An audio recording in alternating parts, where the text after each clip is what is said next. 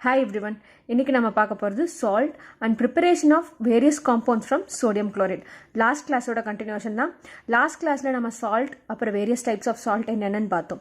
இந்த classல நம்ம என்ன பார்க்க போறோம் அப்படினா sodium chloride அதாவது common saltல இருந்து நம்ம என்னென்ன compounds prepare பண்றோம் அப்படிங்கறது பார்க்க போறோம். First நம்ம பார்க்கிறது என்ன அப்படினா Chloro Alkali process. Chloro Alkali process அப்படிங்கிறது என்னன்னா இதுல chlorine gasம் ஒரு ஆல்கலிங்கிறது பேஸ்னு சொல்லியிருக்கேன் சோடியம் ஹைட்ராக்சைடும் பை ப்ராடக்டாக கிடைக்கும் ஸோ இந்த ரியாக்ஷன் நம்ம எப்படி பண்ணுறது என்னென்ன ப்ராசஸ் மெத்தடாலஜி அப்படிங்கிறத பார்ப்போம் ஸோ இது வந்து ஒரு டைப் ஆஃப் எலக்ட்ரோலைசிஸ் ஸோ இதில் நம்ம என்னென்ன பண்ண போகிறோம் அப்படின்னா பிரைன் சொல்யூஷன் அப்படின்னு எடுத்துக்கிறோம் பிரைன் சொல்யூஷன் அப்படின்னா இட் இஸ் ஹைலி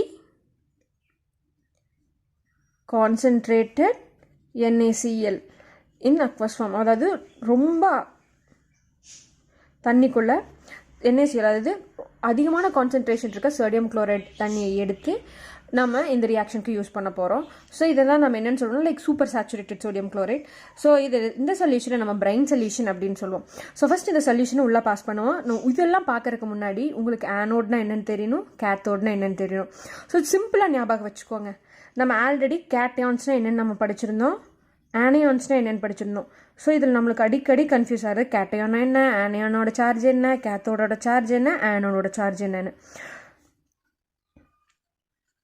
ஒன்றும் இல்லை நம்ம ஒரு ஃபங்க்ஷனுக்கு கிளம்புறோம் இல்லை ஒரு இம்பார்ட்டண்டான ஒரு வேலைக்கு கிளம்புறோம் திடீர்னு நடுவில் ஒரு கேட் ஓடிச்சு அப்படின்னா நம்ம அதை நெகட்டிவ் ஒரு பேட் லக் அப்படி தானே நினைப்போம் ஸோ கேத்தோடுனா நெகட்டிவ் எலக்ட்ரோட் ஸோ அதுக்கு நம்ம பேட்டரியோட எந்த டெர்மினலில் கனெக்ட் பண்ணியிருப்போம் நெகட்டிவ் டெர்மினலில் கனெக்ட் பண்ணியிருப்போம் அப்போ ஆனோட்னா என்னவா இருந்திருக்கும் பாசிட்டிவ் ஸோ எப்போவுமே நெகட்டிவை பார்த்து யார் அட்ராக்ட் ஆவாங்க பாசிட்டிவ் ஸோ நெகட்டிவை பார்த்து அட்ராக்ட் ஆகிறவங்க பாசிட்டிவ் அப்போ கேட்டையான்னா என்னவா இருக்கும் பாசிட்டிவ் அயான் அப்போ ஆனியானா எந்த வந்திருக்கும் நெகட்டிவ் அயான் ஸோ இந்த டிஃப்ரென்ஸ் உங்களுக்கு நல்லா தெரிஞ்சிருக்கணும் கேத்தோட்னா பேட்டரியோட நெகட்டிவ் டெர்மினலை நம்ம கனெக்ட் பண்ணுவோம் ஆனோட்னா பேட்டரியில் பாசிட்டிவ் டெர்மினலை கனெக்ட் பண்ணுறது so cations are nothing but positive ion which gets attracted towards cathode and anions are negative ions which get attracted towards positive electrode so இதில் நம்ம ஒரு 2 எலக்ட்ரோட் எடுத்துக்கிறோம் ஸோ ஆனோட் கேத்தோட் ஸோ ஆனோட்ங்கிறது positive எலக்ட்ரோட்னால இந்த பெரிய line எடுத்திருக்கேன் பெரிய லைன் வந்து பேட்டரியில் எப்போவே பாசிட்டிவ் டெர்மினல் ஸோ அது கூட கனெக்ட் பண்ணிட்டேன் ஸோ இது வந்து பாசிட்டிவ் அடுத்தது ஸ்மால் லைன் இது வந்து நெகட்டிவ் டெர்மினல் இதை வந்து நம்ம கேத்தோட்னு கன்சிடர் பண்ணிக்கலாம் இப்போ பிரைன் சொல்யூஷன் உள்ள இருக்குது ஸோ இதுக்கு போகிறதுக்கு முன்னாடி என்னென்ன எப்படி இருக்கும்னு பார்த்தலாம் இப்போ நான் சோடியம் குளோரைட் தண்ணிக்குள்ளே போட்டு டிசால்வ் பண்ணேன் அப்படின்னா ஆல்ரெடி நம்மளுக்கு பார்த்துருந்தோம் சோடியம் குளோரைட் வந்து ஒரு சால்ட்டு தண்ணிக்குள்ளே போட்டோன்னா இது என்னவா மாறிடும் Na+ டிசோசியேட் ஆகி Na+ அண்ட் Cl- ஆயிரும் அதே மாதிரி வாட்டரில் நம்ம எலக்ட்ரிசிட்டி பாஸ் பண்ணோம் அப்படின்னா it undergoes electrolysis so H+ + OH- இது ஸ்பிளிட் ஆக ஆரம்பிக்கும் ஸோ இந்த மாதிரி இருக்க டைமில் என்ன நடக்கும் அப்படின்னா ஸோ தண்ணிக்குள்ளே சோடியம் குளோரைட் இருக்குது ஸோ இந்த மாதிரி 4 அயான்ஸ் உங்களுக்கு இதில் இருக்கும் ஏன்னா நம்ம எலக்ட்ரிசிட்டி பாஸ் பண்ணுறங்காட்டிக்கு ஸோ இப்போ என்ன நடக்கும் அப்படின்னா உள்ள Na+ Cl- H+ OH- எல்லாமே இருக்கும் எப்பவுமே நெகட்டிவ் எலக்ட்ரோட பார்த்து பாசிட்டிவ் அயான்ஸ் தான் ஃபர்ஸ்ட் போகும் ஸோ Na+ம் H+ம் யாரை பார்த்து ஃபர்ஸ்ட் போவாங்க அப்படின்னா கேத்தோட் பார்த்து போவாங்க because it is a negative electrode filled with electrons so இவங்க கிட்ட எலக்ட்ரான்ஸ் கம்மியாக இருக்குது அதனால் இவங்க 2 பேரும் அங்கே போகிறாங்க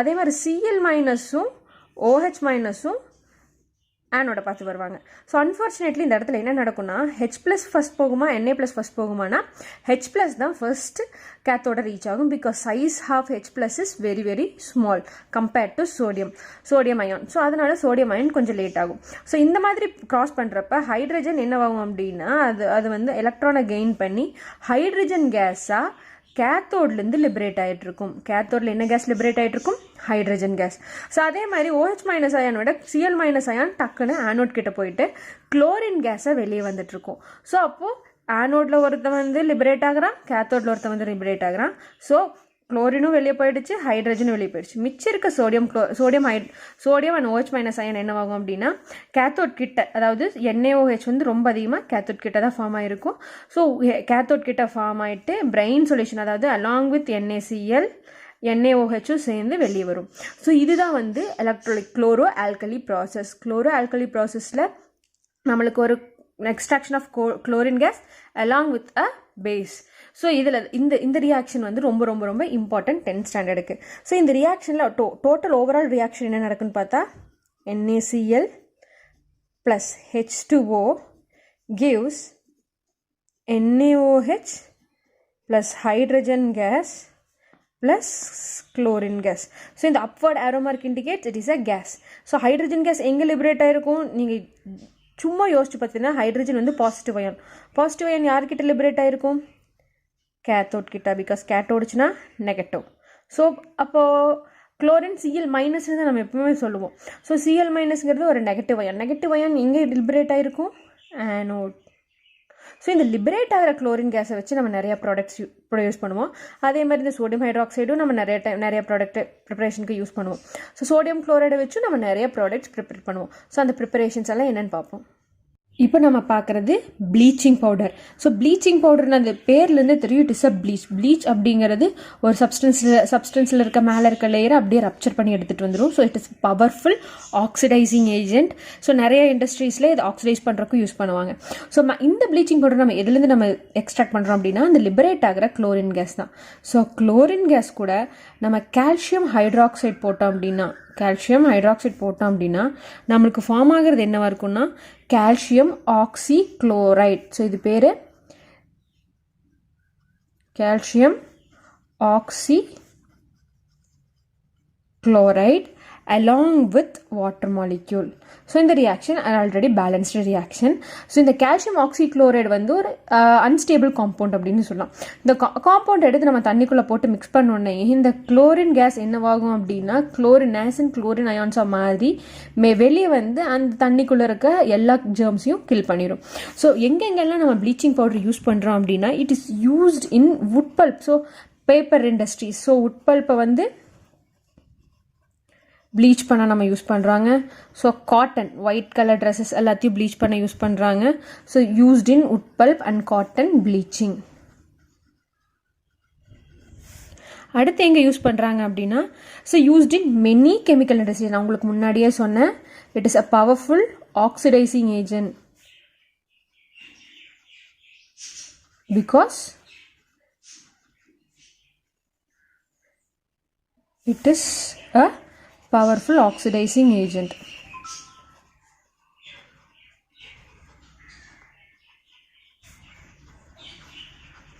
Bleaching powder is a powerful disinfectant. So அடிக்கடி நம்ம வீட்டில் அம்மாங்க சொல்கிறது என்னென்னா டேப்பில் வர தண்ணி அப்படியே டைரெக்டாக குடிக்காது, அது சில்லுன்னு இருக்கலாம், but it causes some damages அப்படின்னு சொல்லுவாங்க. ஏன் அப்படின்னா டக்குன்னு சளி பிடிச்சிரும். ஏன் அப்படின்னா அதில் குளோரின் கேஸ் வந்து அப்படியே இருக்கும். சம்டைம்ஸ் குளோரின் கேஸ் வந்து ஃபுல்லாக லிபரேட் ஆகிருக்கு. அது யூஸ்வலாக ப்ளீச்சிங் பவுடர் போட்ட உடனே குளோரின் கேஸ் வந்து அதில் இருக்க ஜெர்ம்ஸ் எல்லாத்தையும் கில் பண்ணிவிட்டு லிபரேட் ஆயிடணும். சம்டைம்ஸ் அந்த மாதிரி குளோரின் கேஸ் லிபரேட் ஆகாமல் இருந்துச்சு அப்படின்னா அந்த குளோரின் கேஸோட நம்ம அந்த குளோரின் அயானோட தண்ணி நம்ம குடித்தோம் அப்படின்னா it causes some ruptures in our throat. So அந்த மாதிரி இருக்கப்போ நம்மளுக்கு என்ன வரும் அப்படின்னா சளி பிடிக்க ஆரம்பிச்சிடும். So that is the reason நம்ம ஃப்ரெஷ்ஷாக வர தண்ணியை குடிக்கக்கூடாது. So this is how you will prepare a bleaching powder. So evolve ஆகிற குளோரினை எடுத்து நம்ம calcium hydroxy that is slaked lime கூட ட்ரீட் பண்ணோம் அப்படின்னா நம்மளுக்கு கால்சியம் ஆக்சிக்ளோரைடு வரும். ஸோ இந்த கால்சியம் ஆக்சிக்ளோரைடு வந்து ஒரு அன்ஸ்டேபிள் காம்பவுண்ட், அது கூட வாட்டர் மாலிக்யூல் எவால்வ் ஆகும். ஸோ இந்த கால்சியம் ஆக்சிக்ளோரைடை வச்சு நம்ம நிறைய விஷயங்களை ப்ளீச் பண்ணுவோம். And this is called bleaching powder. இப்போ நம்ம பார்க்குறது preparations of baking soda. So first நம்ம பேக்கிங் சோடாவோட ஃபார்முலா எழுதிக்கலாம். It is nothing but NaHCO3. Sodium bicarbonate is also called as baking soda. So baking soda அந்த நேம்லேருந்தே நம்ம கெஸ் பண்ணிக்கலாம், it is used in baking things. So cake அந்த மாதிரி விஷயங்களெல்லாம் பேக் பண்ண நம்ம பேக்கிங் சோடா யூஸ் பண்ணுறோம். ஸோ பேக்கிங் சோடா நம்ம டேரெக்டாக எதுலேருந்து எடுக்கிறோம் அப்படின்னா சோடியம் குளோரைட் சால்ட்டை காமன் சால்ட்டை எடுத்து அமோனியா NH3. ஸோ NH3னா அமோனியா, NH3யும் வாட்டரும் கார்பன் டை ஆக்சைடு போட்டு ட்ரீட் பண்ணோம் அப்படின்னா நம்மளுக்கு கிடைக்கிறது ammonium chloride plus sodium bicarbonate. So நம்மளுக்கு சோடியம் பைகார்பனேட் கிடச்சிருது. That is nothing but baking soda. இந்த மெத்தடில் ஈஸியாக கிடச்சிருது. இப்போ நம்ம பார்க்குறது என்ன அப்படின்னா வாஷிங் சோடா. வாஷிங் சோடா நம்ம எதுலேருந்து ப்ரிப்பேர் பண்ணுவோம் அப்படின்னா பேக்கிங் பவுடர்லேருந்து, அதாவது பேக்கிங் சோடாலேருந்தே நம்ம ப்ரிப்பேர் பண்ணலாம். ஸோ வாஷிங் சோடாவோட ஃபார்முலா என்னென்னா Na2CO3.10H2O தான் வாஷிங் சோடாவோட ஃபார்முலா. ஆனால் நம்ம என்ன பண்ண போகிறோம்னா Na2 சோடியம் கார்பனேட் மட்டும் ஃபஸ்ட்டு நம்ம ப்ரிப்பேர் பண்ண போகிறோம். ஸோ அது எதுலேருந்து நம்ம ப்ரிப்பேர் பண்ணோன்னா சோடியம் பைகார்பனேட்டை எடுத்து டைரெக்டாக ஹீட் பண்ணுறப்ப நம்மளுக்கு என்ன கிடைக்குன்னா carbon dioxide, water molecule along with sodium carbonate. So இப்படி தான் நம்ம என்ன பண்ணணும்னா வாஷிங் சோடா ப்ரிப்பேர் பண்ணுவோம். ஸோ இந்த சோடியம் கார்பனேட்டை எடுத்து 10 வாட்டர் மாலிக்யூல் கூட நம்ம ட்ரீட் பண்ணோம் அப்படின்னா நம்மளுக்கு அது வாஷிங் சோடாவாக மாறிடும். ஸோ சப்போஸ் எக்ஸாமில் ப்ரிப்பரேஷன் ஆஃப் வாஷிங் சோடா அப்படின்னு கேட்டாங்கன்னா நீங்கள் ப்ரிப்பரேஷன் ஆஃப் பேக்கிங் சோடா எழுதி அதுக்கப்புறம் தான் ப்ரிப்பரேஷன் ஆஃப் வாஷிங் சோடா அப்படிங்கிறத என்னென்னு எழுதணும். ஸோ சம்டைம்ஸ் நம்ம டேரெக்டாக Na2CO3 + 10H2O gives Na2CO3 .10H2O அப்படின்னு சொல்லுவோம். ஸோ இந்த மாதிரி நம்ம எக்ஸாம்ஸில் ப்ரெசென்ட் பண்ணக்கூடாது. So this is how packing soda and washing soda has been prepared. So நார்மலாக பேக்கிங் சோடா நம்மளுக்கு எங்கெங்கெல்லாம் யூஸ் பண்ணுறாங்க, வாஷிங் சோடா எங்கெங்கெல்லாம் யூஸ் பண்ணுறாங்கன்னு பார்ப்போம். இப்போ நம்ம பார்க்குறது uses of baking soda and washing soda. So baking soda எங்கெங்கெல்லாம் யூஸ் பண்ணுவோம், வாஷிங் சோடா எங்கெங்கெல்லாம் யூஸ் பண்ணுவோம்னு பார்ப்போம். ஃபர்ஸ்ட் பேக்கிங் சோடா எங்கே யூஸ் பண்ணுறோம் அப்படின்னா it is used as antacid. நார்மலாக அசிடிட்டி வந்தவங்களுக்கு நம்ம இதை தண்ணியில் கலந்து கொடுப்போம். சப்போஸ் நார்மல் ஆன்டாசிட் இல்லை அந்த மாதிரி இருந்துச்சு அப்படின்னா, மெக்னீஷியம் ஹைட்ராக்சைடு நம்ம கிட்ட இல்லை அப்படின்னா சம்டைம்ஸ் இதை நம்ம டெம்பரரி ஆன்டாசிடாக யூஸ் பண்ணுவோம். பிகாஸ் இது ஒரு பேஸ். ஸோ வயிற்றில் ஆசிட் வந்துச்சு, ஆசிட் ரொம்ப அதிகமாகிடுச்சு அப்படின்னா பேஸ் எடுத்துட்டோம் அப்படின்னா இட் பிகம்ஸ் நியூட்ரலைஸ்டு, அசிடிட்டி கம்மியாயிரும். So maximum it is used in fire extinguishers. So நிறையா ஃபயர் எக்ஸ்டிங்விஷரில் கார்பன் டை ஆக்சைடு வெளியே வரும். ஸோ அந்த மாதிரி வர எல்லா ஃபயர் எக்ஸ்டிங்விஷர்லையும் நம்ம மேக்ஸிமம் சோடியம் பைகார்பனேட் யூஸ் பண்ணுவோம். அடுத்து நம்ம வாஷிங் சோடா பார்ப்போம். வாஷிங் சோடாவோட யூசஸ் பார்ப்போம். So washing a glass and other items, so மற்ற எல்லா ஐட்டம்ஸும் நம்ம வாஷ் பண்ணுறதுக்கு மேக்ஸிமம் வாஷிங் சோடா தான் யூஸ் பண்ணுவோம். So manufacturing of borax, so இது ஒரு கெமிக்கல், அதை நம்ம ப்ரொடியூஸ் பண்ணுறதுக்கும் வாஷிங் சோடா யூஸ் பண்ணுவோம். அடுத்தது it is used to remove permanent hardness from the water. நம்ம அடிக்கடி தண்ணி உப்பாக இருக்குது, ரொம்ப உப்பாக இருக்குது அந்த மாதிரி சொல்லுவோம். இல்லை தண்ணி ரொம்ப ஹார்டாக இருக்குது அப்படின்னு சொல்லுவோம். ஸோ அதாவது நம்ம குளிக்கிறப்ப இல்லை சோப் யூஸ் பண்ணுறப்ப சோப் லேத்தராக வந்துடும். அந்த மாதிரி டைமில் நம்ம என்ன பண்ணுவோம் அப்படின்னா வாஷிங் சோடா யூஸ் பண்ணுவோம். ஸோ அதை போட்டு நம்ம தண்ணியை ஹீட் பண்ணோம் அப்படின்னா ஸோ உங்களுக்கு தேவையில்லாத அந்த ஹார்ட்னஸ் எல்லாம் அடியில் ப்ரிசிபிடேட் ஆயிரும். ஸோ தண்ணி ரொம்ப ஹார்டாக இருக்காது. ஸோ அடிக்கடி நம்மளுக்கு வர பிரச்சனை என்னென்னா பேக்கிங் சோடாக்கும் பேக்கிங் பவுடருக்கும் என்ன டிஃப்ரென்ஸ், என்ன வித்தியாசம் அப்படிங்கிறது தெரியாது. ஸோ பேக்கிங் சோடாங்கிறது used in baking purposes, baking, cake, அந்த மாதிரி பேக்கிங் இண்டஸ்ட்ரியில் தான் பேக்கிங் சோடா யூஸ் பண்ணுவாங்க.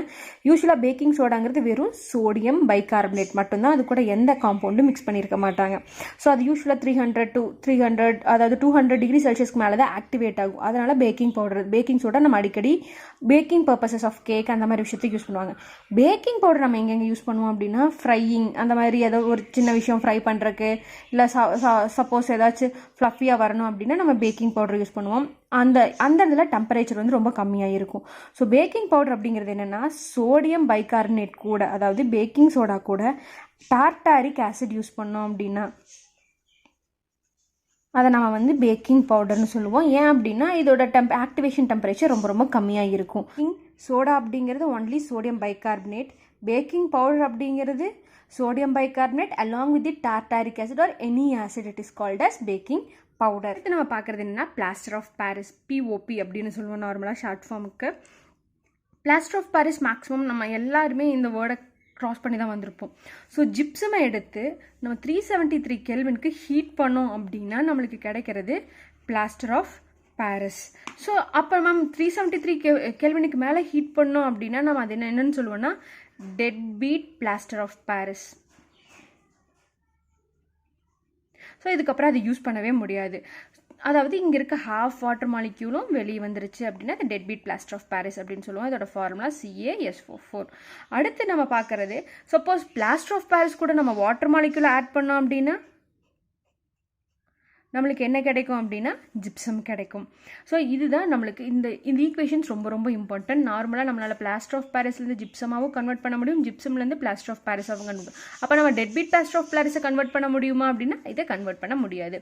அடுத்து பிளாஸ்டர் ஆஃப் பாரிஸ் எங்கெங்கெல்லாம் யூஸ் பண்ணுறோம்னா மேக்கிங் ஆஃப் டாய்ஸ், நிறைய பொம்மையெல்லாம் இது பண்ணுறதுக்கு பிளாஸ்டர் ஆஃப் பாரிஸ் யூஸ் பண்ணலாம். இது ரொம்ப இம்பார்ட்டண்ட்டாக எங்கே யூஸ் பண்ணுறாங்கன்னா மெடிசனில்.